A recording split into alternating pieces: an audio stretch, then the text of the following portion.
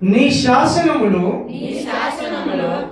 నాకు హృదయానందకరములు.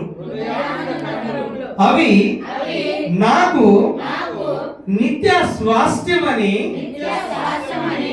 భావించుచున్నాను.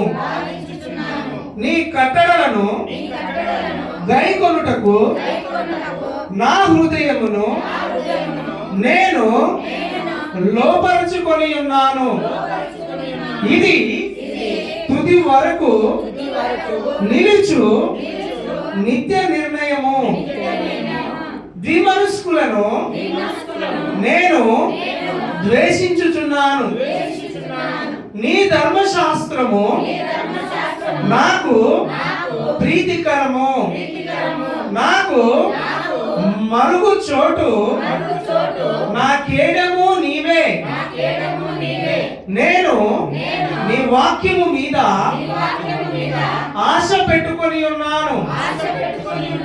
నేను నా దేవుని ఆజ్ఞలను అనుసరించెదను. దుష్క్రియలు చేయువారలారా నా యొద్ద నుండి తొలగుడి. నేను బ్రతుకున్నట్లు నీ మాట చొప్పున నన్ను ఆదుకొనుము. నా ఆశ భంగమై నేను సిగ్గునొందక యుందును గాక.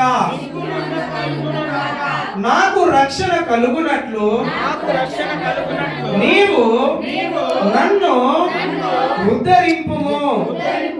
అప్పుడు నీ కట్టడలను నిత్యము లక్ష్యము చేసేదను.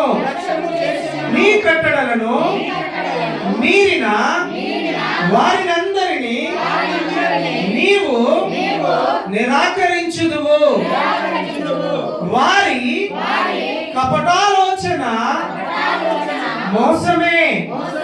భూమి మీదనున్న భక్తిహీనులందరినీ నీవు మస్తు వలె లయపరచుదువు.